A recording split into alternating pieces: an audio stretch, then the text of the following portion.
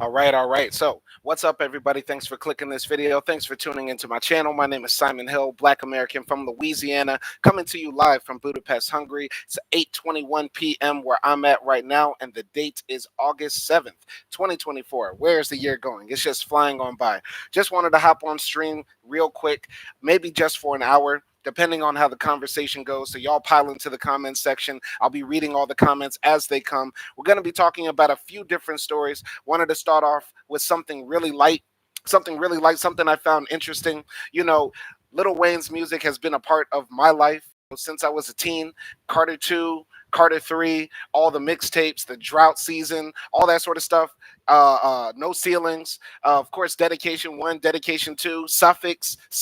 Are we really talking about suffix? Coming from Louisiana, he's the voice of our generation. I feel old. I'm starting to feel like us millennials are starting to, really get some gray in our beards, because I feel like the younger generation really doesn't realize like how important Lil Wayne's voice was to like us coming up, and like how much his music impacted us coming up as well, and all the great things he's been able to do in music as well, by bringing in artists like Drake, Nicki Minaj, Tyga, stuff like that as well, just defining a lot of like what it means to be great, and really putting Cash Money Records on his back. Wayne has also had some problematic things. I'm not going to just be riding the man's coattails and saying he's just been perfect. He did say some wild stuff like Black Lives Don't Matter or something like that. Like he disregarded the Black Lives Matter movement, saying my Black life matters.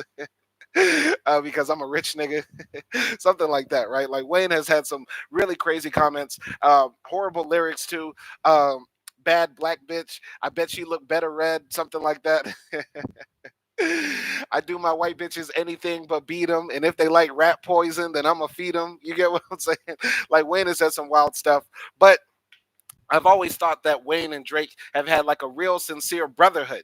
And it seems like after the Drake Kendrick fiasco that turned up to the point where it blew up in Drake's face and became a monumental moment for Kendrick's career and redefined Drake's position in the landscape of music, it seems like now the entire industry is turning on him to some degree, right? And it seems like even Lil Wayne might be turning on him as well, because many rap fans are analyzing Wayne's feature verse on Corday's song Saturday Mornings that came out, and there's a music video for it as well. I saw it, and yeah, in the song, it comes across like kind of like that Otis vibe, like when Kanye and Jay were going back and forth over a soul sample beat. The song slaps. I like it. But let's break down Wayne's verse. Let's take a look at Wayne's verse. Is he throwing shots at Drake? I'm gonna read through the whole verse, but then we're gonna put focus on a few of the lines that seems like he's going at Drake.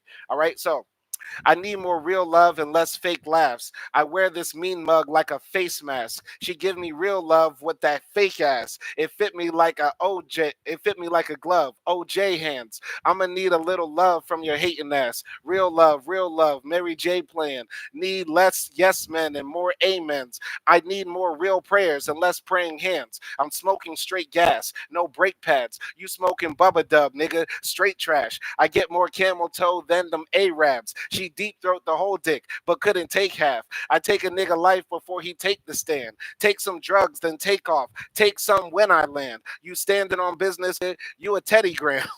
You sweet as jelly jam. Honey glazed deli ham. Bubble gum candy yams. My gun never jam. I got a heavy hand, but hold it like a steady cam. Am I talking to the Martians when I pray, man? I need to know, is there a heaven or just Space Jam? And it's Saturday morning every day, man. Young Carter and Corday, man, all day, man. Why they playing? Elvis has left the building, went to Graceland, and if it ain't a red flag, then it's a red flag. And it ain't moolah, baby, then I ain't dead. I need my head scanned. Yeah, I need more hard drugs, less annoyed plugs. I need the astronaut pack with asteroid buds. Blunt look like a rocket ship. Yeah, we going up. Coffee in a styrofoam cup. Good morning. It's Saturday. Okay. Okay, once again, Wayne got bars on bars on bars on bars for days, and he seems to get better with age, aging gracefully, like Tyler the Creator said. Like Tyler said, Eminem is aging horribly because he's getting so good it's distasteful. Lil Wayne is getting better with age and aging gracefully on the microphone, at least, though his dreads are a different topic. But let's break down some of these some of these bars. I need more real love and less fake laughs. I wear this mean mug like a face mask. She give me real love with that fake ass. It fit me like a glove. OJ hands. Some people would say, you know, Wayne's calling out the fakeness around him. And all the pictures that we see of Wayne and Drake, Drake's got his mouth open like this, like as if he's laughing at the funniest thing he's ever heard. He's got Wayne holding up what I believe is his daughter, Regine, as his Instagram photo for Champagne Poppy, right? So maybe Wayne is alluding to the fact that Drake might be a fake friend with those lines, right? And that's going to wrap up later, or that's going to be proved later as we dig into these bars right here. So I'm gonna need a little love from your hating ass. Real love. Mary J playing. Need less yes men and more amens. I need more real prayers and less praying hands. Now, I believe it was the album. If you're reading this, it's too late. Drake started referring to himself as the sixth god in a lot of the OVO imagery. There were the praying hands emojis. Let's look at Genius and see if they have a breakdown on this. So Wayne is referencing how people often offer thoughts and prayers in a passive way, which could be seen as pretending to care about someone. Wayne is possibly referring to his biggest artist and no new friends co-star Drake. There may be underlying tension between them, considering the two were at the Michael Rubin 2024 4th of July party and shared no interactions. Interesting. Wayne continues in the second half with a reference to Drake's popular praying hands logo and stated he needs less of those. So listen, Wayne and Drake might be hanging out in the same places and not talking to each other. I wouldn't be surprised if Drake was all on Wayne's line, like, Wayne, help me out. Kendrick is on my ass. I need people in my corner. You got Rose on my ass too. I wouldn't be surprised if Drake was trying to call him backup and Wayne was like too high to even know what was going on. Wayne notoriously is in his own world, in his own bubble, in his own universe. He always says he doesn't listen to other rappers and stuff like that. So maybe Wayne has not even heard Not Like Us. He doesn't know what the hell is going on. Possibly. But until we hear some bars from Wayne where he's talking about, yeah, gotta pop out and show niggas, then we're gonna have confirmation. Until then, it's not even confirmed. Little Wayne even knows what the hell is going on. I'm gonna go back to these other lines, see if there's anything here. Hold on, wait. I wear this mug like a face mask. I don't think there's anything really substantial there. All right. Yeah. Okay. Anyway, continuing here. Continuing here. I'm smoking straight gas, no brake pads. You smoking Bubba Dub, nigga, straight trash. I get more camel toe than them A-Rads. She deep throat the whole day, but couldn't take half. Okay. He's just talking. You standing on business. I'm a businessman. Let's see if there's any sort of double entendres here. Okay, no, he's just referencing Jay and flipping that bar. I'm a goat, nigga. You a sacrificial lamb. You a teddy bear, nigga. You a teddy gram. Okay, this is what I think makes a lot of people think, because, Drake's real name is Aubrey Drake Graham, right? His father is what? Francis Graham, something like that. So he comes from the line of the Grahams. So having that line there, referring to the teddy gram, which are the little crackers that look like bear animals and stuff like that, he could be, throwing slight shots at Drake. So possibly another shot at Drake as Wayne proclaims his status as the greatest of all time. GOAT. Metaphorically, Wayne refers to Drake as inferior sacrifice by calling him a lamb. He then draws the connection to Drake's last name, Graham, and Teddy Graham snack crackers. Wayne highlights how sweet and harmless they truly are, alluding to Drake's true character. Now, could possibly Drake be a sacrificial lamb for Wayne? What benefit would there be to Wayne for having Drake, his number one artist that probably makes a ton of money on residuals and mechanicals and royalties and publishing just from Drake doing his own thing? What sacrifice, what sacrificial lamb, what is there to gain by having Drake go out there and suffer like that? And you not backing up your artist. It's hard for me to think that line has any more deeper meaning other than it rhymes hella well with Teddy Graham, sacrificial lamb. Okay, that goes. But I don't think there's any deeper meaning. But I do think Wayne is smart enough to know that people could interpret it this way. And Wayne is notoriously bad at dissing. He's getting better at rapping, so maybe his dissing and snubbing skills and sneak dissing skills are improving. But it's hard for me to think that Wayne could not have seen that people would see this in a certain way. Plus, to shoot the video with Corday, have the words come directly out of your mouth, right? You can't say this is AI or anything like that. So it looks crazy. It looks crazy. And yeah, for Wayne and Drake to be in the same rooms together and not acknowledge each other, not to be all buddy buddy, brother brother like they always are in the pictures and the videos we've seen over the years, it does make us give them the side eye. You get what I'm saying? So yeah, very interesting to see Wayne take these sort of words out there. I'm gonna keep on following up and seeing what happens. It'd be very interesting if Wayne is still upset about Drake smashing his girl while he was in prison. That was like over a decade ago. And the thing is, I think Drake slept with her before Wayne went to prison. Like Drake was dealing with the girl before Wayne went to prison, and then Wayne was dealing with her, but then Drake had to step in and say, hey, I've had her before. She's an industry hoe. That's what I'm thinking. That's how I've heard the story. Now if it's reversed, then so be it. Either way, why are we don't let soft legs come in between our dreams. We live like kings and die like fucking men. You get what I'm saying? What did Cujo say? We have to remember these bars. Anyway, I just found this interesting. Wanted to open up with something light for that. Continuing on with Drake. So Drake drops 100 gigabytes of files, including 3 new songs. And this is big news, big news. I have the website right here where you can find all the music, all the pictures, all the videos pulled up. It's not hard to find, 100gigs.org. Yeah, just pull it up and look at it. Let's take a look at this article from Rap Genius right here. So, one of them, It's Up, features Young Thug and 21 Savage. Drake has been pretty quiet since his historic battle with Kendrick Lamar earlier this year, but now he's back with some new content. Lots and lots of it. Earlier today, Drizzy dumped 100 gigabytes of data via the website 100gigs.org.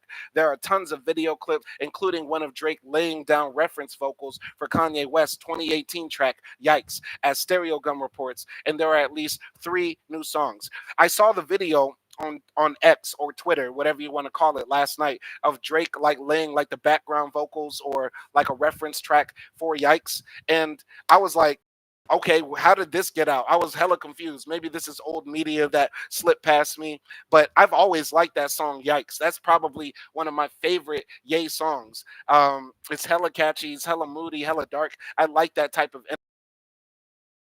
actually made that song. I thought it was hella good. And very interesting that this is his strategy of like flooding the market after the Kendrick Lamar battle.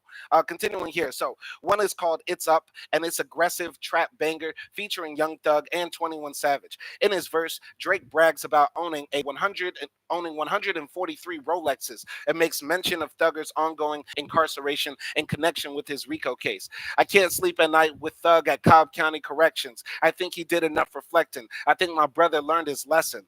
Blue Red Green is more of a twitchy dance track, and it finds Drake going through some unspecified troubles seemingly related to fame. Here's the refrain: gotta lay down where you make bed, gotta let some tears just shed. Since we blew up and got green, I gotta leave some of y'all on red. Yeah, 4 gunshot, me not dead. Might put some dollar upon head or just turn up on the place instead. Okay, Drake. All right, I see you. I see you. I see he's still doing the patois. He's not giving up. He's not giving up the patois. He's going to keep on being chameleon Drake, transforming across cultures and places and stuff like that. Continuing here.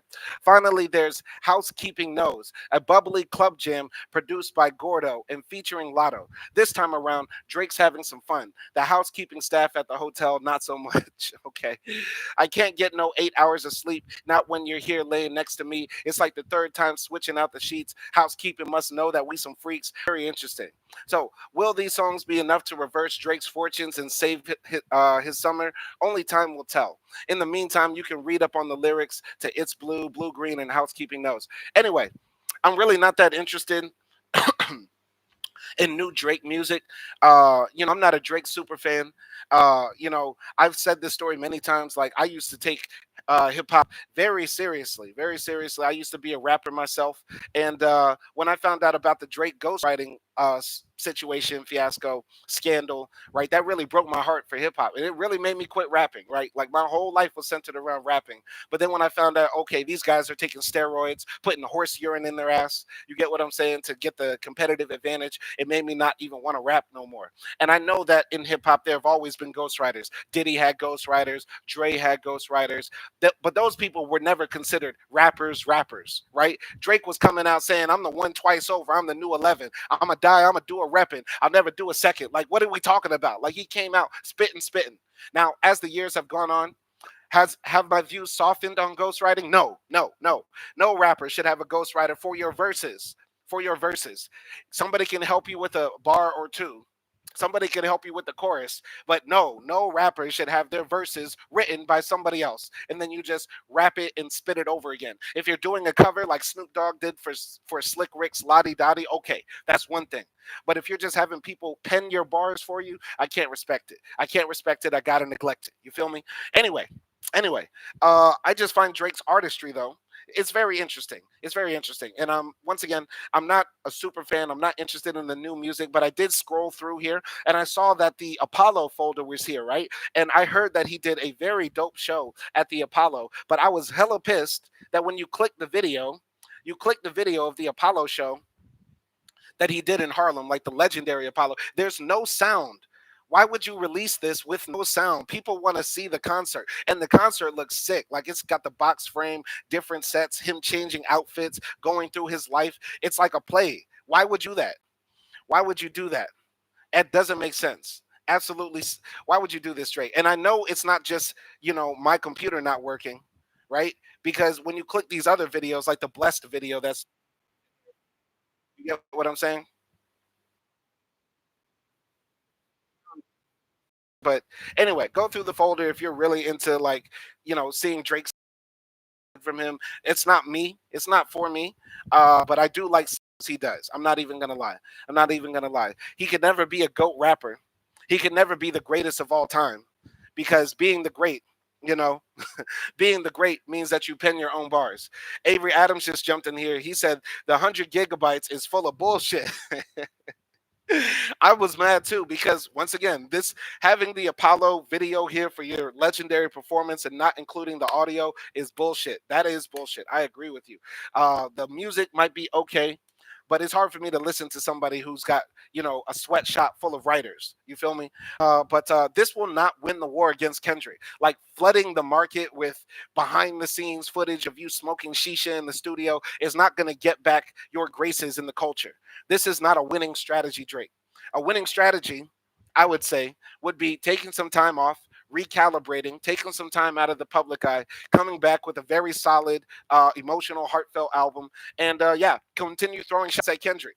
Don't give a fuck about him, saying he got 1, 2, 3, 4, 5 plus five. Nah, no, don't worry about that. Keep throwing shots at Kendrick. Keep trolling him, because the how can I say this? How can I say this? The tide is turning against Kendrick. The tide is actually going to turn against Kendrick pretty soon. And hear me out. Y'all know my predictions are always wrong, but this one won't be. I promise. I promise the tide will turn against Kendrick. And here's how. Kendrick is not doing nothing for the West Coast. DJ Mustard just dropped the album, flopped, 17,000 sold. He got the number one song in the country that he produced. DJ Mustard can't even move 20,000 copies. Kendrick is nowhere on the album. O3 Greedo about to drop. He's nowhere on the album. All these West Coast rappers that were on stage with Kendrick, piling around with him, throwing up their sets, acting like, yeah, we up. It's not like us, all that sort of stuff. Kendrick gone back to his mansion. Kendrick playing with Whitney's coochie. Kendrick out there playing with his kids. He out there trying to be a Hebrew Israelite. Kendrick is not in the culture no more. He popped out to show niggas and then went back to the top of the mountain to meditate until he levitates.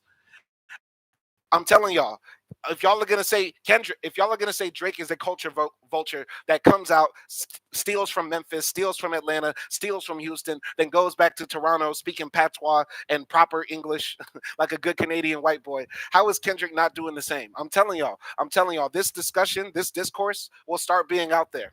I'm waiting for somebody to say he a fan, he a fan. No, I just got to keep it real. I got to keep it real. Anyway, 100 gigs full of bullshit might be. The Apollo video not having sound is a tragedy. Let's go to another story. Let's go to another story. Before I do this, let's end this poll real quick. All right. Let's end this poll real quick. So, when it comes to who's the better overall artist, Wayne or Drake, 66% of you said Wayne and 33% of you said Drake. I find that very interesting.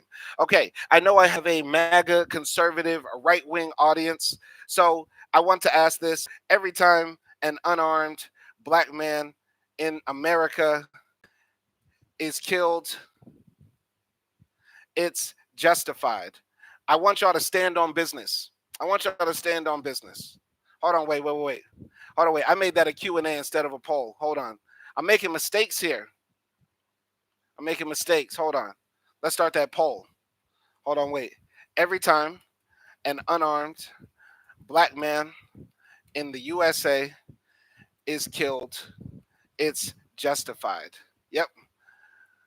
I'm MAGA and I agree. What the fuck? No.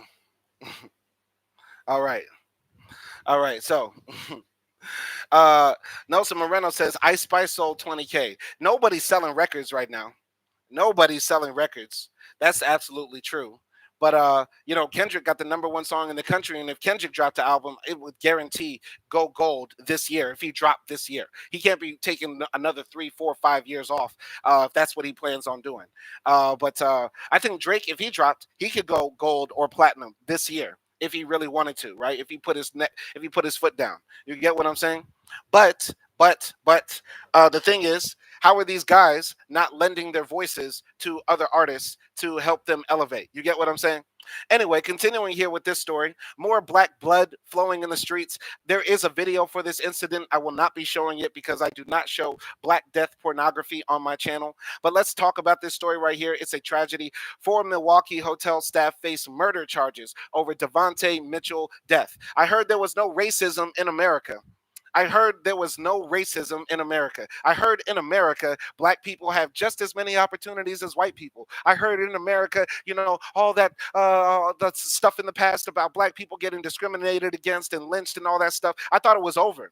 I thought it was over, but every single year, innocent black men die at the hands of white power in America. Continuing here, Mitchell died after being pinned down after incident in a hotel in June, drawing comparisons to the George Floyd case. This was published by the Associated Press, but we're reading from The Guardian on August 7th, 2024. Prosecutors charged 4 Milwaukee hotel employees on Tuesday with being a party to felony murder in connection with Devontae Mitchell's death. Mitchell was black. The incident has drawn comparisons to the murder of George Floyd, a black man who died in 2020 after a white Minneapolis police officer pressed his knee into his neck for about 9 minutes. Floyd's death sparked a national reckoning on race relations marked by multiple protests around the country. Charged were the hotel security guard Todd Erickson, the front desk worker Devin Johnson Carson, the bellhop Herbert Williamson, and the security guard Brandon Turner. If convicted, they each would face up to 15 years and 9 months in prison.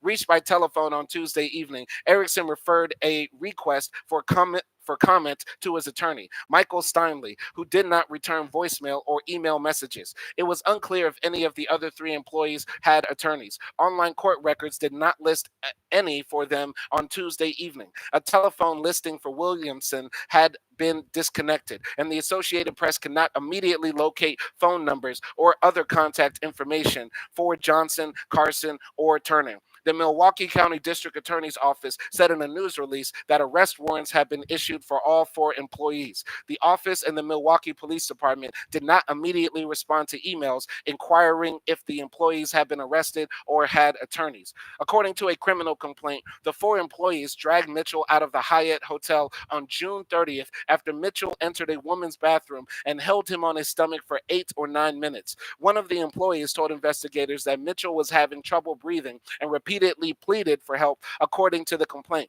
An autopsy showed that Mitchell suffered from morbid obesity and had ingested cocaine and methamphetamine, the complaint said.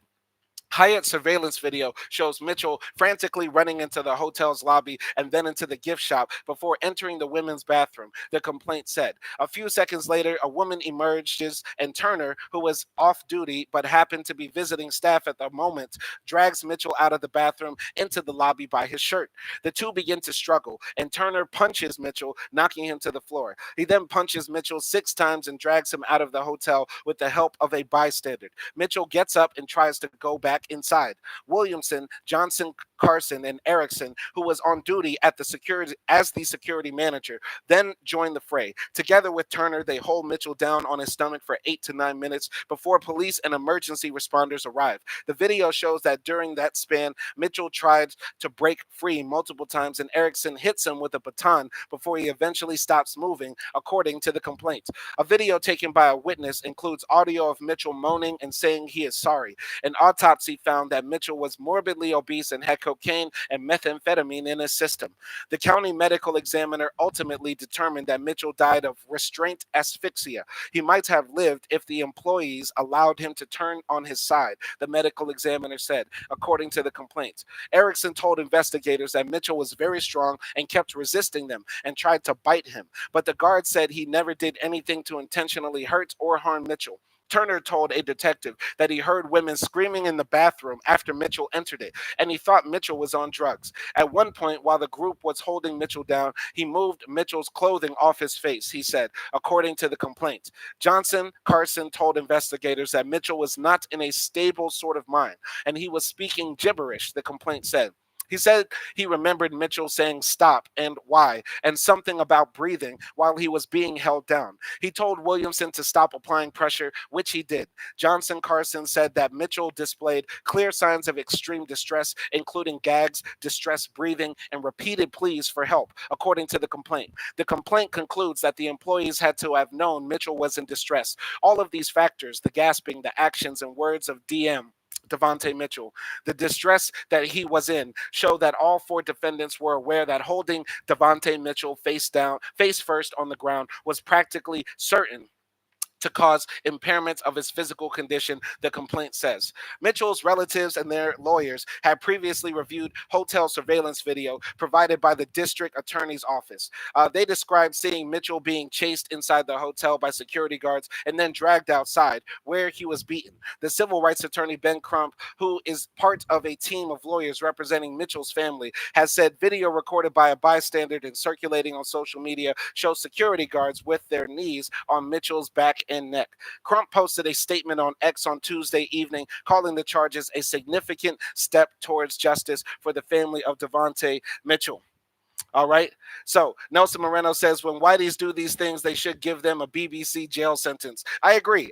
Lock them up with the biggest, blackest brother that they can find. Thomas Anderson says cocaine and meth is crazy. Yeah, it's crazy. Because George Bush did a bunch of coke. The Trump sons do a bunch of coke.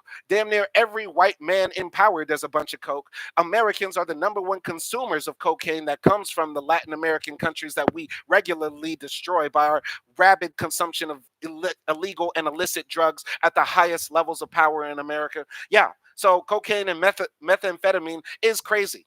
So if you're implying, Thomas Anderson, that Devontae Mitchell deserved to die because he was high as hell on drugs that the richest, whitest Americans consume, then I guess you're saying that, George Bush deserves to die. The Trump sons deserve to die. Elon Musk probably deserves to die. All the rich, mega white capitalists in America that toot their noses up every single year, fueling the cartels that send the Mexicans running across the border. Yeah, they deserve to die too. I'd actually do that trade. I'll do that trade. Let's kill Devontae Mitchell, and in exchange, we'll kill all the rich white businessmen. We'll kill all the rich president's sons and the presidents themselves as well, since they're the ones also tooting up the cocaine and allowing the drugs to continue to flow into America. Why not do that? Why not do that? Let's make that trade. Devontae Mitchell dies, and then all the rich, powerful white men that toot their nose up die too. Let's do that. So don't forget Hunter and Walz loving horse semen over cocaine. True story. Yep. Hunter Biden as well. Let's do this. We'll take all the rich, privileged white men in America who toot their nose up all the time. Hunter Biden, the Trump sons, or Waltz, anybody who does coke, they all deserve to die, right? Because the right wingers are going to say Devontae Mitchell deserved to die because he does coke. This will come out of their mouths, and as soon as Tucker Carlson yells "cut," that spoon comes out. So that's the thing. Let's let Hunter Biden die. Let's let Tucker Carlson die. Let's let the Trump sons die for Devontae Mitchell's death. We'll have that exchange. Deal? Deal. Okay? All right. How about that? Continuing here. Continuing here. So Crump posted a statement on X on Tuesday evening calling the charges a significant step towards justice for the family of Devontae Mitchell. The Asia Harmon, Mitchell's widow, said on Tuesday that the decision was a relief, but she questioned why it took weeks. These people are on camera taking my husband's life, she said. They should have been charged the moment they did that. Aimbridge Hospitality, the company that manages the hotel, said previously that several employees involved in Mitchell's death had been fired. The company released a statement on Tuesday evening saying it had cooperated fully with law enforcement and would continue to cooperate with prosecutors. Our hearts are with Mr. Mitchell's family and loved ones as this case moves forward, the statement said. Now, that's the end of the article right here. I want to make this absolutely clear. Rest in peace, Devontae Mitchell. I hope there's justice for his family. This is another example of white supremacist violence in America, taking the lives of innocent black men. Listen, guys, if you're in a grocery store, you're in a hotel, and you're happen to be in America, oh, God forbid, and the crazy person runs in, high on coke, running around naked, screaming, please don't get involved. Don't get involved. Don't be like these white cops on a power trip, seeing a crazy fat black man run around and into the women's bathroom, and you say, I gotta stand up and do my business. Mind your business. Mind your business and wait for the police to show up so that they can kill Devontae, and then his family can sue and take millions of dollars from the taxpayers. Because this is how the Republicans want it in America. This is how Americans want it in America. They want police to kill black men so that black people can get reparations by the taxpayers having to pay out millions and millions of dollars every year to unjustified killings. So please don't get involved because I'm really worried for Devontae's family. Their son died. Their father died, their brother died, their cousin died, and now it's very likely that they're not going to get the multi-million dollar payout that they'll get from the city of Milwaukee for murdering a black man, but maybe they'll get a $6,000 payout from the Hyatt. Okay, we have to understand the death of a black man in America is the number one way for black people to achieve generational wealth. We have to understand the new normal in America is that black men get murdered by the police. Mama cries on TV. Ben Crump comes. The Republicans say, well, it wasn't about race. Oh, protect the police. Back the blue. The Democrats and all the race and all the people who are fighting for racial justice in America say justice now, no justice, no peace. The cop either goes to jail or gets off. It doesn't matter. But the city and the taxpayers then have to pay millions of dollars to the families of the victims. Because this is the way it works in America. We got so much money to give out to people, but we don't have enough money for reparations. But the reparations will come when enough black men just get murdered by the police, or murdered by security guards, or murdered by night watchmen. This is dystopian America, and we love it, right? JS Venture says, can I send articles, Simon? Yes, you may. Yes, you may. And we will roast all the right wing Breitbart articles you send our way. Yes, please send us the latest writings from Tucker Carlson. Please send us all the Project 2025 cleanup material that the right is producing. My right wing audience loves that, right? That's what y'all read. Okay. Anyway. Nelson Moreno says they're doing coke with 16-year-old girls in the jacuzzi. Yeah, all the rich white men, they get to do coke all the time, and God forbid their lives are in danger. God forbid that there's a police officer kneeling on their neck for 9 minutes, right? Anyway, continuing here. Let's wrap up this poll right here. Let's see what the results say. So, according to this poll, every time an unarmed black man in the U.S. is killed, it's justified. 66% of y'all said, what the F? No. And then 33%, I'm MAGA, and I agree. So, once again, my right wing audience is showing their face, showing their true colors. Okay. All right. Anyway, on to the next story here. So we all know that Kamala Harris picked this guy, Tim Walz, little known governor out of Minneapolis, kind of, a progressive Democrat-ish. I don't think the presidential, I didn't want to even go live to even talk about Tim Walz because really don't think it matters. I think it is getting the Democratic voting base excited. And Tim Walz does have a certain appeal to middle America, the Rust Belt America, Midwest America, that sort of stuff. But I really think his selection for VP really came down to Israel, Gaza, and where he landed on Palestine. Because I think that is the biggest hurdle for the Democrats going into this election, right? The 100,000 Arabs in Michigan who are saying we are uncommitted to the Democrats. We're not going to vote. We're going to vote the couch because we're sick of hearing about our sisters, aunties, grandmother's entire bloodlines eliminated in Gaza by the Zionist genocidal Israelis and stuff like that. So I really think this all really came down to how Tim Walz deals with the Israel situation and the Gaza situation. And to keep it frank, it's kind of sad that at the that what makes him palatable to progressive Americans at least is just that he doesn't hate on pro-Palestinian protesters by calling them like Nazis and the Third Reich and stuff like that. But I want to know what y'all think. I want to know what y'all think. Tim Walz. Tim Walz. Good pick. Good pick. Bad pick. Or I'm MAGA and I pick my nose. Which one? All right. JS Venture says, I'm not a right winger at all. It was an article about a black Brazilian hood in Japan. Okay. Well, thank you, JS Venture. Send the article over, put it in the comments, put it in the chat if you want to, and I'll read it. The thing is, I just view my audience as right wing. I just view 99% of the people that come in here, hate trans people. They hate gay people. They don't care about black life. They think that black people need to pull ourselves up by our bootstraps because we've never done that in America. My audience thinks black people are lazy, that we're stupid, that we're shiftless. So I just have to assume the worst before you prove otherwise. You get what I'm saying? My audience hates that Latin American immigrants are coming to America, but yet and still they want the embargo to remain on Cuba. They want America to continue to sanction Venezuela. They want America to continue to destabilize Latin America through our wicked foreign policy. Right? This is what my audience tells me. So, JS Ventures, I apologize for assuming that you were a right winger. Anyway, JS Ventures says he was giving school lunches for free. Very nice. So, I'm just going to read about Tim Walz and his Gaza stance. But yeah, continuing here.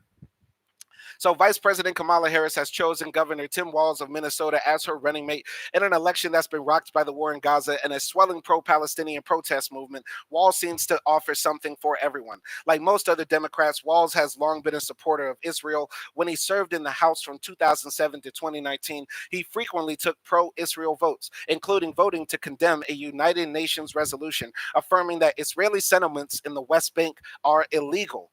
108 other House Democrats voted for it, while 76 voted against it. He also met with Prime Minister Benjamin Netanyahu. Okay. So, Mark Millman, the chairman of Democratic Majority for Israel's Super PAC, praised Harris's selection of Walz in a statement, calling him a proud pro-Israel Democrat with a strong record of supporting the U.S.-Israel relationship. At the same time, progressives, including those who have accused Israel of committing genocide, are elated by Walz's selection, owing to his more conciliatory approach toward the pro-Palestinian movement. After tens of thousands of Democrats cast uncommitted ballots in Minnesota's presidential primary, Walz took a sympathetic view, even praising those voters for being civically engaged. This issue is a humanitarian crisis. They have every right to be heard, Walz said. These folks are asking for a change in course. They're asking for more pressure to be put on. See, this is like that Democrat doublespeak. The Democrat doublespeak, we hear you, we see you, we acknowledge you. But what are you actually saying? You voted that, Israel taking over the West Bank and sending settlers there is actually a good thing. You condemned the United Nations, most of the nations around the world, saying that what Israel is doing in the West Bank is horrible. And then you stood up in the chambers of Congress in the U.S. and said, no, that's wrong. We have to defend Israel's right to take other people's land. You get what I'm saying? Anyway, Nelson Moreno says, what about Sudan? I need to cover Sudan on this channel. Thank you for reminding me. But we know what's happening in Sudan. The Muslims are committing genocide against the black people in the Masalit region. JS Venture says, I used to be a rabid right-winger, but I didn't want to be evil no more. That's actually a positive thing. I'm actually very happy to hear that, JS Ventures. It's good to see that people can change their minds and their hearts. All right. Elian Farhat, a senior advisor for the Uncommitted Movement, said in a statement on Tuesday that Walz has demonstrated a remarkable ability to evolve as a public leader, noting his past evolution on gun rights. While his past positions as a congressman have been conflicted with anti-war voters, we hope he can evolve on this issue as he has on others, such as shifting from an A to to F rating from the NRA, Farhat said. As Harris's vice presidential pick, it's crucial he continues this evolution by supporting an arms embargo on Israel's war and occupation against Palestinians in an effort to unite our party to defeat authoritarianism in the fall. Broadly, Walz has sought to strike a balance in his rhetoric on the war. You can hold competing things. That Israel has the right to defend itself and the atrocities of October 7th are unacceptable, but Palestinian civilians being caught in this has got to end, Walz told Minnesota Public Radio in March. Walz has said at the time that he supported a working ceasefire in Gaza, signaling support for the Biden administration's efforts to secure peace. Progressives may also simply be breathing a sigh of relief that Harris did not select Governor Josh Shapiro of Pennsylvania. Though Shapiro's policy positions on Israel are largely in line with other Democrats, progressive and pro Palestinian activists have drawn attention to his comparison of some campus protesters to the Ku Klux Klan. I hate when white people compare anything to the KKK. Can they shut up? Can white people stop doing two things?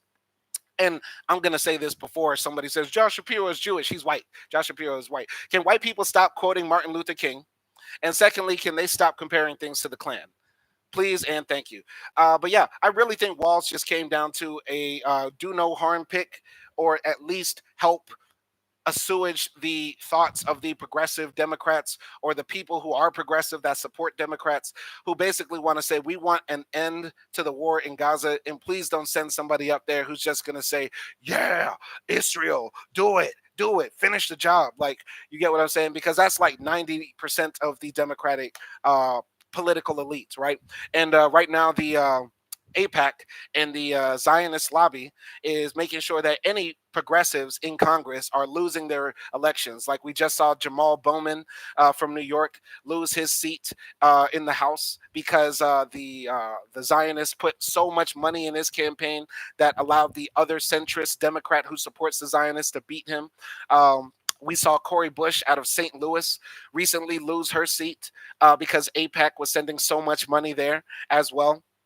To try to influence the election to get Cori Bush, who is very critical of the war in Gaza, out of the house. So we're seeing that the Zionists are really trying to make sure that no pro-Gazan voices are in the Senate, right? And yeah, that's that. But on to Kamala. Corporate Kamala. I think, while some people are happy and excited about the idea of having our first black woman president, she will still be the CEO of White Supremacy Inc. She will still be the leader of America Corporation. So yeah, she's going to be beholden by corporate power, by corporate interests, right? And I think this article here from the New York Times, even though it's an opinion piece, it does raise some concerns, and it makes us, it forces us to continue to think about what is it that we want really to change in America. We don't want politicians being influenced by corporations and being just their whipping dogs, right? They should speak for the people. So let's continue here. It's unclear what Kamala Harris thinks about corporate power, but the signs are worrisome. This was published on August 7th, 2024, for the New York Times, written by Matt Tiller. He is the director of research at the American Economic Liberties Project, a nonprofit organization that studies monopolies. All right, by the way, let me end this poll before I jump into this article here. So, Walz, was he a good pick? 50% said bad pick. 50% said I'm MAGA and I pick my nose. All right, let me start another poll. Hold on. All right. All right. Kamala's chances of winning. What do you think? 100%? 75%? 50%? Or 25%? Y'all let me know. Y'all let me know in the poll. Y'all let me know what y'all think. Kamala's chances of winning. So, what does Kamala Harris think about corporate power? This is an important question to ask about any presidential candidate, but it's especially relevant in Miss Harris's case. After all, she is a high-ranking member of the Biden administration, which has sought to combat corporate power in the form of monopolies, unfair competitive practices, and price fixing with a vigor that we hadn't seen in decades. Over the past 3.5 years, the administration has sued four enormous corporations on allegations that they have engaged in unfair competition: Apple, Meta, Amazon, and Google. On Monday, in a major victory for the administration, the judge in another Google antitrust case ruled that the company is an illegal monopolist.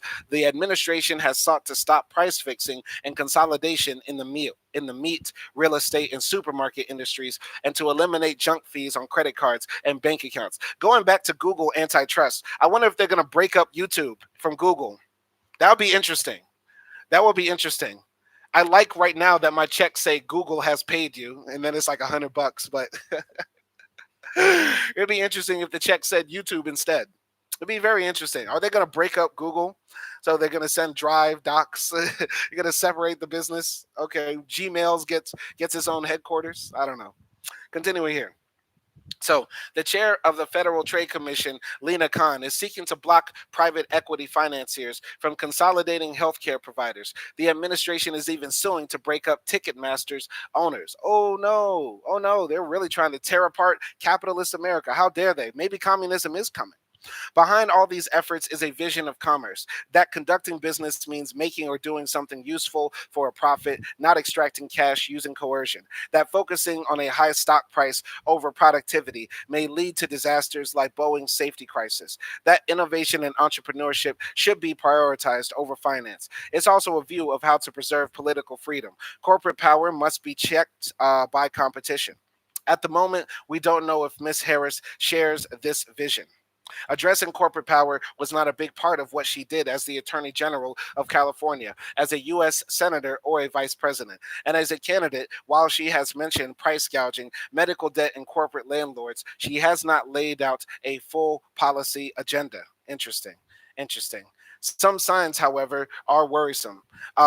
It's often said in politics that personnel is policy, so consider the people around her. One of Miss Harris's closest advisors is her brother-in-law, Tony West, who is taking a leave from his job as the chief legal officer of Uber to help with her presidential campaign. Mr. West, a high-level Justice Department official in the Obama administration, is reportedly bringing in a host of campaign officials. The team now includes former corporate advisors David Plouffe, who works for Uber and advised TikTok, and the cryptocurrency exchange Binance, has also joined the team. So is Kamala going to be good for crypto? Kamala's going to be good for crypto? Interesting. Maybe. Somebody needs to raise these Bitcoin prices. Come on now. During the Obama administration, Mr. West had a leading role in the flawed response to the financial crisis. The commercial strategies of his current employer, Uber, are based in part on controlling markets and undercutting labor standards. In addition, a key supporter of Ms. Harris is the billionaire LinkedIn co-founder, Reid Hoffman. Mr. Hoffman seems to believe that Wall Street and big business are what make America great. Indeed, he co-wrote a book called Blitz Scaling that endorses the business strategy of raising a lot of money from investors to corner a market. Yeah, that's wild. That's how we have all of these companies that go profitless for years, but they just raise so much money and then they just dominate, like Uber, right? I don't even think Uber has made a profit. Makes me think of WeWork as well, that big, shared office space company that operated so much just on the loans that they got from SoftBank out of Japan, and how they crumbled, right? Like that's a waste of money. Think about all these venture capitalists companies, right, that just raise $1 million, billions of dollars, right, and then they just crumble and fall because their business is not profitable. What if instead of doing that, you just gave that money to the people, right? Oh, how dare me for thinking so idealistically, or thinking so humanitarianly, right? Like, it's insane that they just get all this money to say, yeah, let's create an app where somebody will deliver a blender to your door anytime you want it. Like, that's what gets, investors throwing money at the next new hot thing that comes out of Silicon Valley or wherever the new tech hotspot is. It's crazy that all that money just gets thrown down the drain. Continuing here, what, if anything, does the presence of such people in Miss Harris's orbit imply about her governing agenda? On one level, not too much. It just means that she is familiar with a lot of people involved in the Obama administration and on Wall Street. That's not unusual usual among politicians. But that's not the end of the story. Mr. Hoffman has publicly encouraged the firing of Miss Khan, saying that she was waging war on American business and has bemoaned tariffs. I criticized Mr. Hoffman on X about some of this, and he responded by criticizing me. In the face of these remarks, Ms. Harris has been silent. While a campaign aide has said that there are no discussions about replacing Ms. Khan, that is hardly an endorsement of the campaign to check corporate power. Ms. Harris's pick for vice president, Governor Tim Walz of Minnesota, is a positive sign. As governor, he has helped to block the merger of healthcare entities, cap insulin prices, and ban non-compete agreements. But as a lifelong Democrat, I remain a bit worried. In his 2016 presidential campaign, Donald Trump repeatedly denounced close ties between Democrats and Wall Street. If and when he does so again, Ms. Harris could have a tough time responding, unless she runs on the administration's record of challenging corporate power. If Ms. Harris does become president, retreating from this agenda would be a serious mistake. During the Clinton and Obama administrations, which were both overly sympathetic to big business, working class and rural voters left the party in droves, fueling the rise of figures like Mr. Trump. That could happen again. More important would be the cost to our liberties. America needs safe airplanes, reliable medicine, and our own semiconductor fabrication plants. That requires prioritizing real businesses over extractive ones and fair competition over monopolies. Hopefully, Ms. Harris understands that, even if her advisors may not. So, once again, I think the biggest problem with Kamala's campaign right now is that she doesn't have that policy platform out there. I'm hearing this, on social media that people are just ready to support her just because she's a black woman, or just because she's a woman, or just because she's an Indian woman, or just because they like her lips, whatever, right? Like, people are just supporting Kamala, but they're not actually knowing anything about her policies. They need to put out that agenda. I'm pretty sure the agenda is pretty going to be copy and paste Biden's with some minor tweaks, but they need to put that out there so people can't speculate, and so that the American public can make a better decision on who they want to vote for come November. But yeah, it's very likely, very, very, very likely, because we're still talking about the Democrats, we're still talking about corporate Democrats here, that they're going to be, making the concessions to the banks and the big oil drillers and the finance guys and the crypto guys and all that sort of stuff. And and the big defense contractors who want mega contracts to build the next bomb that we sell to the Israelis or something like that. So yeah, we know that's very likely, but does it have to be? Does it have to be? No, we can imagine a better world. So I'm going to go to this story right here that I find very interesting, because this actually sounds like the one thing that I actually like Donald Trump doing. I know on this channel, I've been bashing Trump. I've been going off on Trump. I've been saying Trump is the worst, all that sort of stuff, right? But this is actually one thing that I think, just on paper, I haven't read the article in full yet, but I actually think this might be a good idea. And Trump might actually be onto something. This is actually a positive thing, but nobody is in here right now. Nobody is listening. So I'm about to do a trick. For anybody who is still listening, right, or you're coming in right now, we're going to do a trick. We're going to say that Kamala doesn't want to tax Social Security. And let's see how all the MAGA conservative people vote. We're going to trick all the stupid MAGA people who aren't listening right now. We're going to say Kamala wants to not tax Social Security checks. And then we're going to see all the MAGA people say, no, no, tax them, tax them. And then they're going to see Trump actually wants to do this. And then they're going to say, wait, I changed my mind. Watch, we're going to make that poll right now. We're going to make that poll right now. Let's end this poll that's up on screen real quick. So Kamala's chances of winning, 50%, say 100%. And then, no, 100% say 50%. Okay. And I only got one vote on that, right? Because we got a very active live stream right now. Anyway, Kamala doesn't want to tax Social Security checks. Watch all the stupid MAGA people say, no, no, no, no, no. They need to tax them, right? The government needs money. But then when they see Trump wants this idea, they're not going to. Anyway, Kamala doesn't want to tax Social Security checks. That's crazy. That's crazy. The government needs money. That's even a crazy sentence to write. The government needs money. Hold on, wait. That's a great idea. That's a great idea. All right, hold on. Let's start that poll. Let's start that poll. Let's see what happens. So, Trump dangles new tax cut proposals with real political appeal. The most recent and costliest of Mr. Trump's ideas would end income taxes on Social Security benefits. All right. So, continuing here. Andrew Dufresne published on August 7th, 2024. So, repeatedly during the campaign, former President Donald J. Trump and Republicans have embraced new, sometimes novel tax cuts in an attempt to shore up support with major constituencies. So, first, it was a tax cut for hotel and restaurant workers in Nevada, a swing state where Donald J. Trump proposed exempting tips from taxes. Interesting. Interesting. I actually agree with that. I actually agree with that. That your tips should not be taxed. I repeat, your tips should not be taxed. Then, in front of powerful chief executives gathered in Washington, Mr. Trump floated cutting the corporate tax rate. I disagree with that completely. Tax the corporations to the maximum tilt, 99% tax. Yeah, helping to ease concerns in the business community about his candidacy. Now, Mr. Trump is calling for an end to taxing Social Security benefits, which could be a boon for retirees, one of the most politically important groups in the United States. Hell yeah. Like, think about it. Your Social Security is literally a tax you pay your entire life. And then when you get your Social Security, they take more taxes out of it.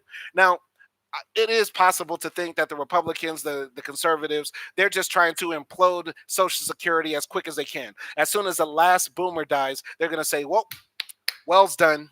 It's all done. That was fun while it lasted, right? Y'all continue working until you're 80. This is possibly one of those schemes where they're trying to make Social Security like just fall apart. But who knows? Who knows? Who knows? Anyway, Trump is calling for an end to taxing Social Security benefits, which could be a boon for retirees, one of the most politically important groups in the United States. Repeatedly during the campaign, Mr. Trump and Republicans have embraced new, sometimes novel tax cuts in an attempt to shore up support from with major constituencies. In a series of social media posts at political rallies and without formal policy proposals, Mr. Trump has casually suggested reducing federal revenue by trillions of dollars. Interesting. While policy experts have taken issue with the ideas, Mr. Trump's pronouncements have real political appeal, at times putting Democrats on their back foot. Nevada's two Democratic senators and its powerful culinary union have endorsed ending taxes on tips. The AARP supports tax relief for seniors receiving Social Security benefits, though it has not taken a position on Mr. Trump's proposal. Very interesting. I generally support this. This is a positive thing. This is a beautiful, beautiful thing. So you do have to scratch your head a little bit when someone's going around offering free lunches everywhere, said Jesse Lee, a Democratic consultant and former Biden White House official. We're all for people having their lunch, but we have to raise taxes on the wealthy to pay for it. Yes, raise taxes on the wealthy, on the richest Americans and the richest corporations. Absolutely. The most recent and most expensive of Mr. Trump's plans is ending income taxes on Social Security benefits, which could cost the federal government as much as $1.8 trillion in revenue over a decade, according to the Committee for a Responsible Federal Budget. That would burn through the program's financial reserves more quickly and hasten the moments when the government is no longer able to pay out Social Security benefits in full under current law. See, I told you, man. I told you, maybe the Republicans are just trying to get rid of Social Security. So they're just going to have one last good old nut. They're trying to bust that one last nut for the boomers, saying, yeah, we did it, guys. We did it. We lived through it all. We lived through the roaring 80s, the 90s, the 2020s, and they're just trying to get rid of all the Social Security money at the end, possibly. Possibly. That's a wild accelerationist idea. Just to say, man, just fuck it. Go for it. Take all the money. Like run through the checks. You get what I'm saying? But overall, though, I think we could still fund Social Security without the taxes on it, right? Like give our seniors, if you pay into Social Security all your life as a tax for your hard labor, you shouldn't have to pay more taxes. You get what I'm saying? Especially when you get your money back. You get what I'm saying? Because it's your money coming back to you, technically. It would also provide tax relief to millions of Americans. Congress started taxing Social Security benefits in the 1980s to help prop up the program's finances. And now about 40% of people who receive Social Security benefits, Social Security payments, owe taxes on their benefits, according to the Social Security Administration. About 70 million people receive Social Security benefits. To determine whether someone's benefits are taxed, the government uses a formula that counts half of Social Security payments as income. Individuals making more than 25,000 under that gauge have to pay income taxes on 50% of the money they receive from Social Security. Okay, individuals making more than 34,000 have to pay taxes on 85% of their benefits. Oh, that's just extreme. That's just outrageous. That's absolutely outrageous. Crazy. That's absolutely crazy here. Yeah, no, 0% taxes on your Social Security, man. It's your money. It's your money, and it's hard as hell. It's hard as hell to be a senior in America when your job opportunities are limited. You don't have full function of your body anymore. You might be paying extreme medical bills in expensive America where we do not guarantee health care to everybody. And you're going to tax my Social Security? I'm not even old and I'm pissed. God. Anyway, low income retirees without other savings or earnings may not make enough to owe taxes on their Social Security payments. Households making between roughly 60,000 and 200,000 would receive the largest comparative boost under the proposal, according to an analysis by the Tax Policy Center, a think tank. Romina Bachia, the director of budget and entitlement policy at the Libertarian Cato Institute, said ending taxes on Social Security would shift more of the burden for paying for the benefits onto younger workers. I can see the political calculations behind this proposal, but from a tax fairness perspective and a generation fairness perspective, it is a very bad proposal. I think young people can generally, like, you don't have to raise taxes on young people, raise taxes on the corporations, raise taxes on the speculators on Wall Street to pay for all of this. This is absolutely possible. They try to make it sound like, well, if we give the seniors more money, young people have less money. No, boss needs less money. Billions and billions they're raking in. CEOs earn 300 times more than their lowest paid employee. Like, you get what I'm saying? Like there's enough money out there to make all this happen and more. So I can see the political calculations behind this proposal, but from a tax fairness perspective and a generation fairness perspective, it is a very bad proposal, she said. Still, there is bipartisan support for the concept. Some House Democrats introduced legislation earlier this year that would stop taxing Social Security benefits while also raising payroll taxes on higher income Americans to fund the program. As governor of Minnesota, Tim Walz, whom Vice President Kamala Harris selected as her 2024 running mate, signed legislation that exempted Social Security payments from state taxes for many seniors. Bill Sweeney, the senior vice president for government affairs at AARP, said any changes to Social Security should protect the program's finances. He added that his group's members were not shy about their distaste for taxes on Social Security. I know they're calling members of Congress and complaining about this, he said.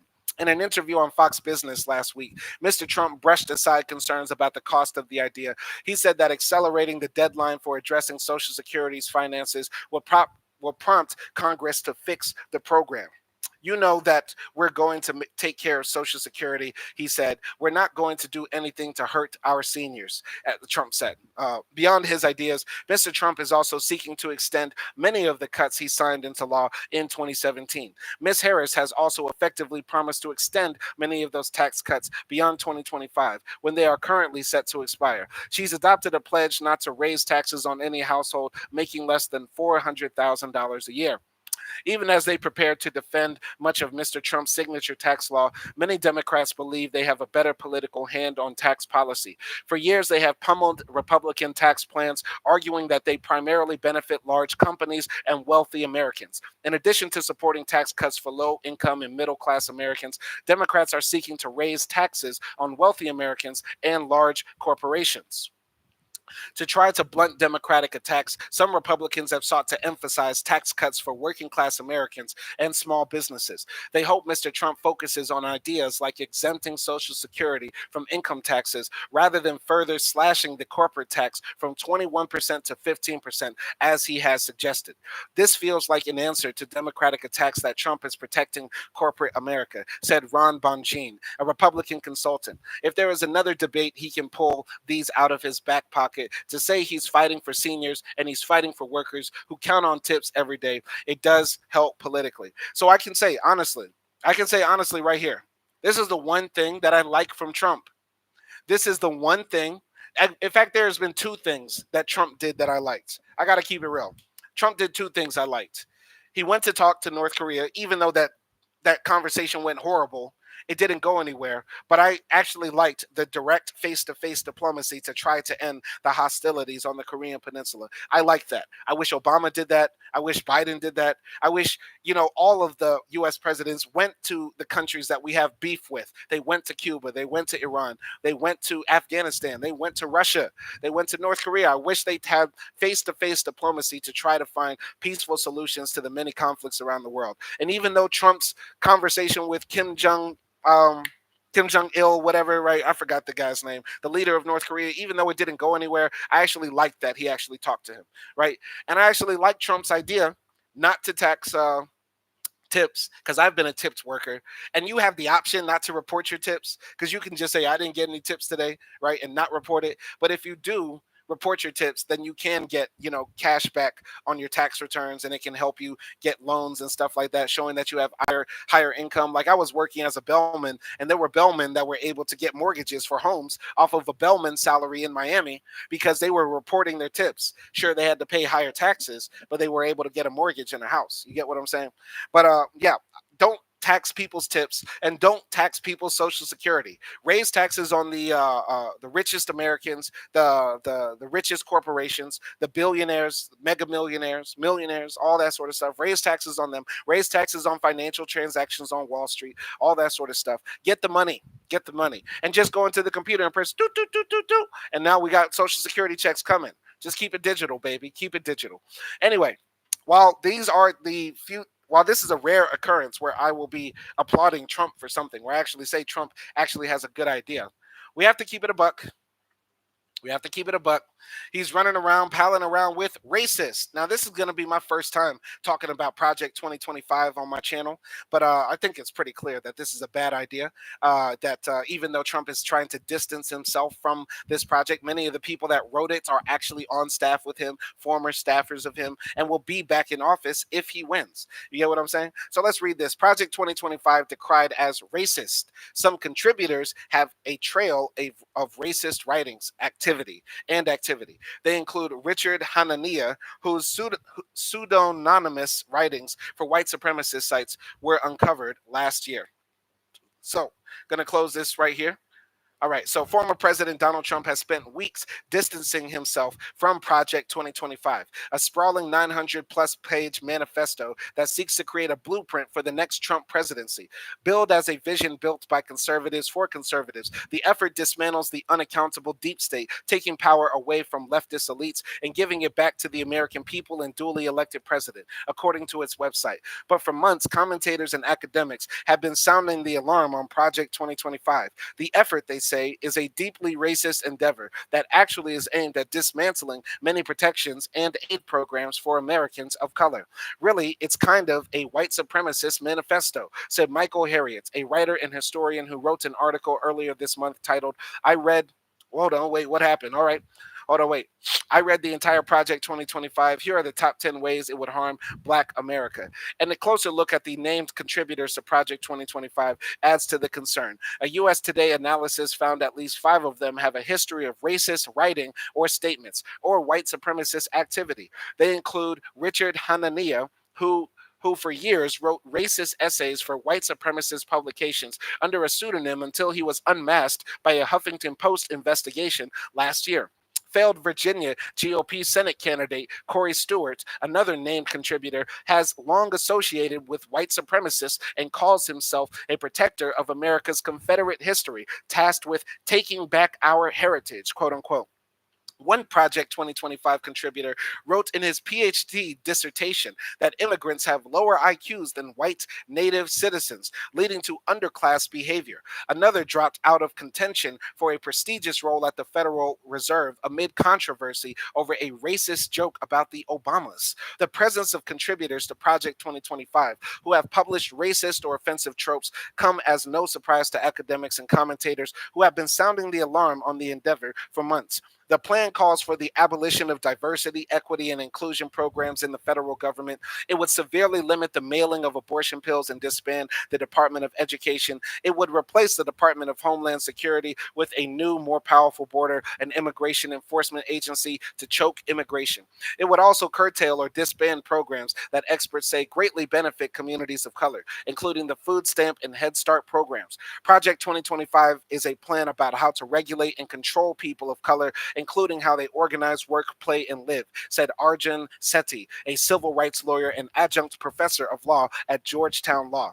It seeks to regulate what they do with their bodies, how they advocate for their rights, and how they build family and community, all while disregarding the historical injustices and contemporary persecution they have experienced.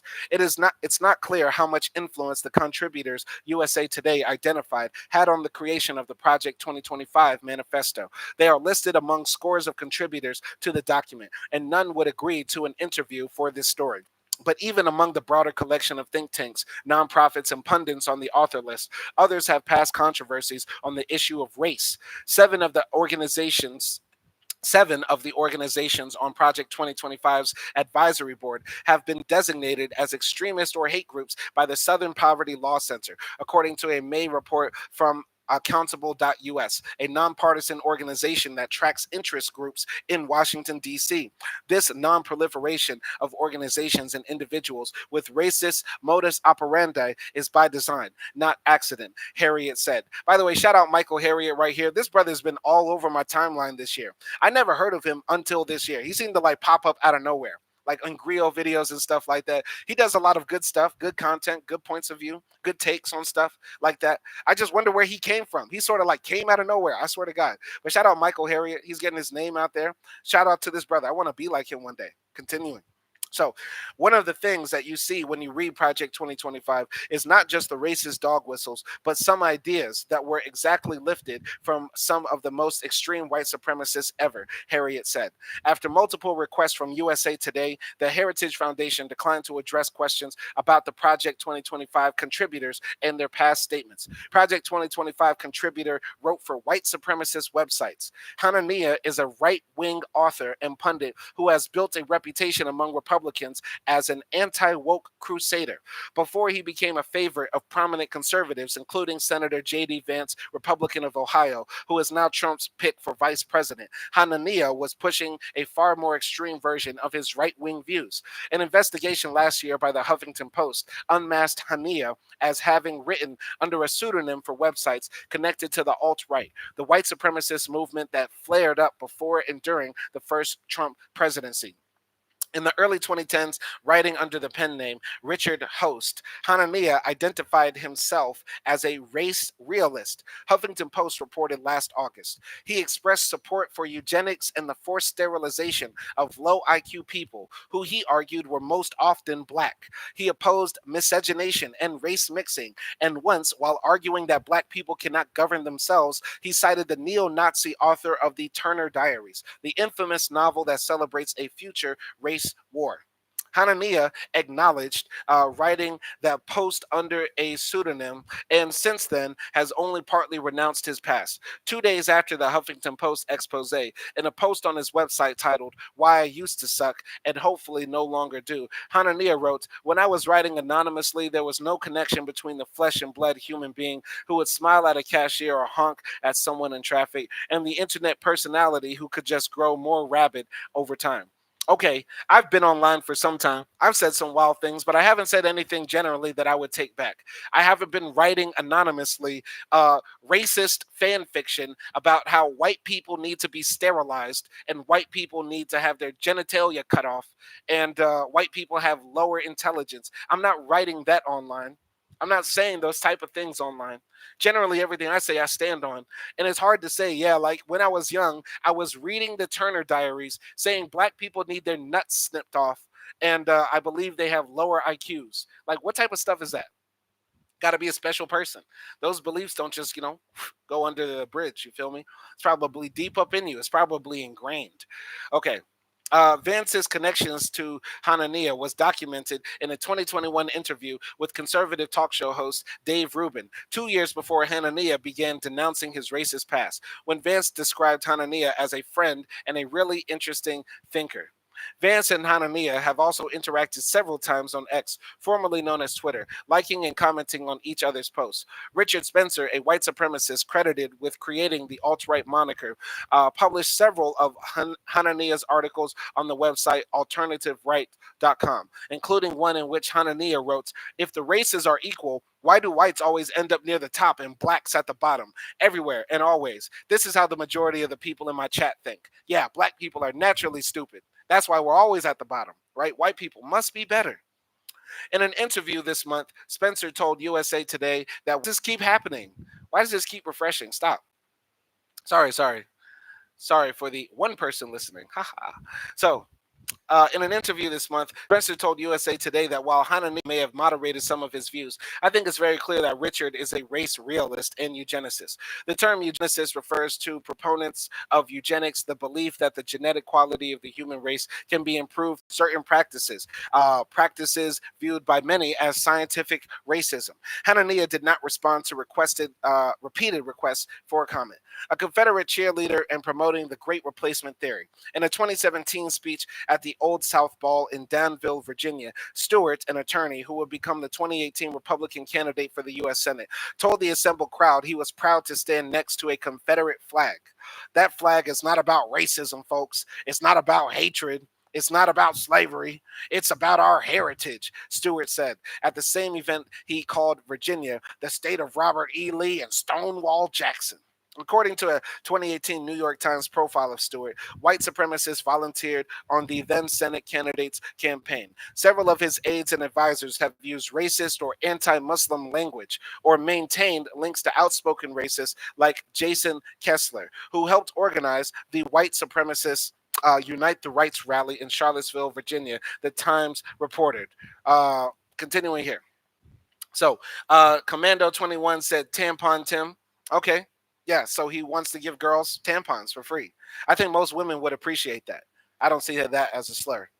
But yeah, he should be called West Bank Tim. West Bank Tim is a better name because yeah, he wants to allow the Israelis to continue to take Palestinian. Continuing here, Stewart did not respond to an email seeking comment. Kessler did not respond to a phone call. At least 3 contributors to Project 2025 have supported the racist Great Replacement theory, which contends that powerful Democrats and leftists are conspiring to change the demographics of the United States by turning a blind eye to or even encouraging illegal immigration. Stanton, a former senior national security official in the Trump administration, wrote in a pseudonymous essay published in 2016 that the ceaseless importation of third world foreigners with no tradition of taste for or experience in liberty means that the electorate grows more left, more democratic, less Republican, and less traditionally American with every cycle, and as does, of course, the U.S. population. All right. Commando 21 says Tim Walz wants tampons in boys' bathrooms. That hasn't been proven. There's no proof of that. That's just another right wing lie that they like to make up on Twitter or X or 4chan or 8kun or their discords. Continuing here. Anton has also written several essays, including one for USA Today, arguing to end birthright citizenship. His arguments have been widely criticized as factually incorrect and misleading in an opinion piece for the Washington Post. Tufts University politics professor Daniel Dresner called them very racist. Anton did not respond to a request for comment. Another contributor is Stephen Moore, who in 2019 withdrew his name for consideration for the Federal Reserve Board amid scrutiny for his misogynistic and racist jokes and commentary. Moore, who had made jokes about Trump removing the Obamas from public housing when he took office, was widely mocked when he later tried to clear up the joke in a television interview. The fallout, combined with concerns about Moore's history of writing articles viewed as disparaging towards women, led him to withdraw his name for consideration. Moore did not respond to a request for comment. The 2009 PhD thesis of Project 2025 contributor Jason Richwine was titled IQ and Immigration Policy. The thesis includes statements such as no one knows whether Hispanics will ever reach IQ parity with whites, but the prediction that new Hispanic immigrants will have low IQ children and grandchildren is difficult to argue against. That's insane. Race is not tied to intelligence and vice versa. That doesn't make sense. Nobody is naturally dumb because they're Hispanic. They're only naturally dumb if they're a white supremacist. That's a genetic disorder. Richwine resigned from his position at the Heritage Foundation in 2013 amid controversy over his research. He now works at the Center for Immigration Studies. The paper and Richwine's defense of it were widely decried as racist, bigoted, and scientifically incorrect. It didn't help Richwine that his thesis was uncovered in the midst of controversy over an immigration study he co authored that was roundly criticized by liberals and conservatives alike. Had he not just argued in an extremely ten,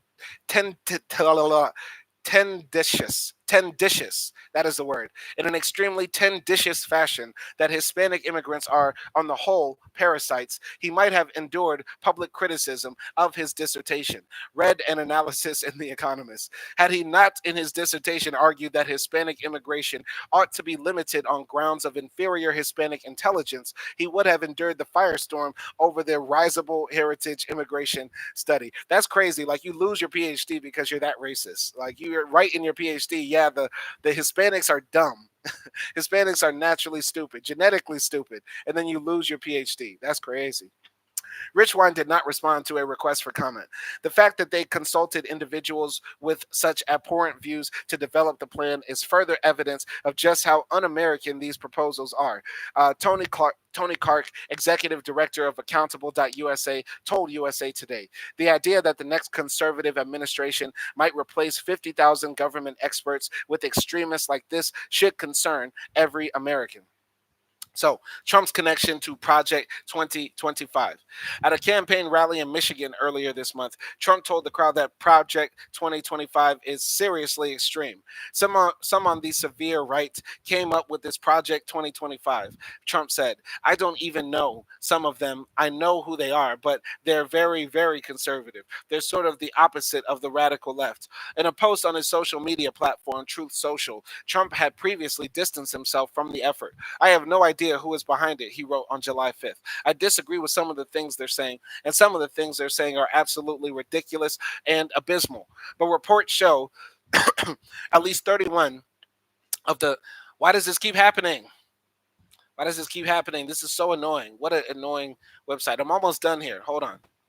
All right, but reports show at least 31 of the 38 official authors and editors of Project 25 have a connection to the former president and GOP presidential candidate. Vance, who Trump announced as his running mate earlier this month, also has connections to Project 25. He wrote the foreword for a book being released later this year by Kevin Roberts, one of the manifesto's key architects. Never before has a figure with Roberts' depth and stature within the American right tried to articulate a genuinely new future for conservatism, Vance wrote in a review of the book, published on Amazon, which has since been removed. Trump has pointed to his own policy manifesto, Agenda 47, so named because the next U.S. president will be his 47th, as evidence that he doesn't plan to use Project 2025 if he wins in November. Agenda 47 focuses on the same broad issues as Project 25, education, immigration, and crime, and also tackles the LGBTQ community and welfare programs. The plan differ in some ways. Agenda 47 doesn't mention abortion once, for example, while abortion is a focus of Project 25, which calls on the FDA to reverse its approval of abortion drugs and severely limit the mailing of abortion pills. Harriet, the author who has closely studied the document, described Project 25 as the employee manual for a future Trump administration. Agenda 47 is a public facing statement of the former president's political intentions, Harriet said, but Project 2025 is where the details are. There's some cognitive dissonance, Harriet said. Trump doesn't get elected by people who are just outwardly racist, and being associated with Project 25 would dismantle his plausible deniability because it's so blatantly racist. So, once again, this is you know, it goes without saying, it's not a surprise at all. Trump surrounds himself with the ideological racists, like the intelligentsia of white supremacy, who are penning Project 2025 that influences Project 47, and they will be a part of his cabinet and a part of its policies. Commando 21 says, to sum it up, Trump has nothing to do with it and has disavowed it. He might have disavowed it, but he also disavowed the Proud Boys. He also disavowed the January 6th rioters. But now he's coming out in his recent campaign, and Trump is saying he would pardon all of the people that were throwing canisters at police, hitting police over the head with MAGA flags and American flags, breaking into the Capitol. He said he would pardon all of those people. We know Trump can lie. Is it not understood? Is it not understood that Trump can lie? Is it not understood that Trump can lie? See, Commando 2021 is kind of dumb. And I know Commando 2021 is dumb because Commando 2021 is probably one of the only people that voted in 2021 is dumb. And a lot of people like him are dumb because without even knowing, Trump is the person that wants to end taxes on Social Security checks. We just read this. We just spoke about this. The right wing are dumb. Commando 2021 is dumb, and a lot of people like him are dumb. They don't even read into policies. But I'm pretty sure he sees now Trump wants to try to cut taxes on Social Security. He's going to say, no, that's the thing now. Anything Daddy Trump wants to do is a good thing. We don't even waste time in engaging with the right because they're really stupid. They can be misled very easily. They don't care about the issues. They care about worshiping the man. They care about worshiping the man. This guy is really stupid. This guy is really dumb. We have proof of it right here. Trump has said it himself that he wants to cut on Social Security, which is a positive thing. I've said that this is actually a good thing that Trump wants to do. Nobody should have to pay taxes on their tips or on their Social Security.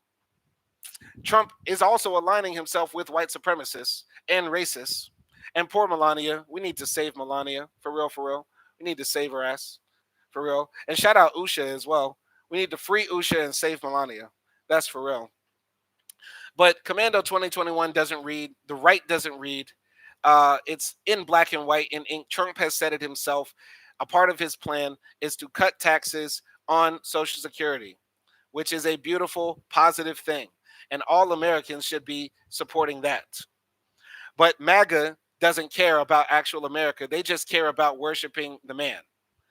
When I look at Trump, I think about what is he thinking about? Commando 2021 looks at Trump and says, what's he packing? He looks right here. Because that's where Commando 2021's head wants to be. All right, Commando 2021 is not really serious. But either way, Trump doesn't care about whether people believe there are racists in his campaigns or not, or whether he's disavowed Project 2025 or not, because his plan all along is to steal the election, just like how he tried to steal the last one. So this is the last story we're going to be reading today. Republican activist becomes first person convicted in Arizona fake electors case. This is published on August 7th, 2024. So a Republican activist, hold on, who signed a document falsely claiming former President Donald Trump had won Arizona in the 2020 election, became the first person to be convicted in the state's fake electors case. This is a beautiful thing. It's a beautiful thing. It's a beautiful thing. And we're glad this happened. Lorraine Pellegrino, a former president of the group Ahwatukee Republican Women, has pleaded guilty to a misdemeanor charge of filing a false document, Arizona Attorney General's office spokesperson Richie Taylor said Tuesday, declining to comment further. Records documenting her guilty plea have not yet been posted by the court. Still, court records show Pellegrino was sentenced to unsupervised probation. Before the plea, she faced 9 felony charges. 17 other people had been charged in the case, including 10 other Republicans who had signed a certificate saying they were duly elected and qualified. Electors had claimed Trump had carried Arizona in the 2020 election. President Biden won Arizona by 10,457 votes. Joshua Colstrud, an attorney representing Pellegrino, said in a statement that his client had accepted responsibility for her actions. Lorraine Pellegrino's decision to accept a plea to a lesser charge reflects her desire to move forward and put this matter behind her, Colstrud said.